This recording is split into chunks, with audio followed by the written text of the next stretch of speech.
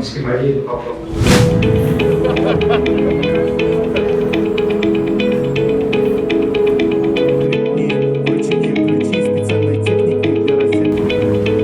Все 12 автомобилей, они оснащены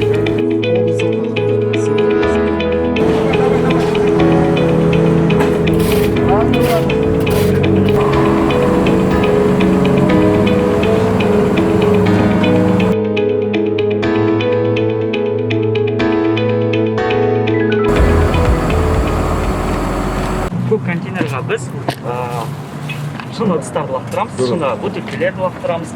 Нәтижесінде қаламыздың тазалығын, экологиясына өз үлкен септігімізді тигізеді. Европадан, Қазақстаннан, Ресейден жаңа құрал заттар мен жабдықтар келді. Сол себептен осы жұмысты бастаймыз.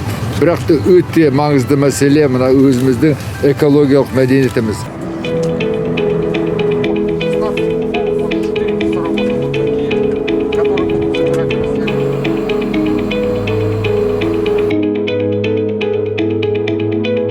биылғы жылы бірінші қыркүйекке дейін Өскемен Семей қаласында 2 үлкен 100 мың тонналық сұрыптау заводтары іске қосылатын болады.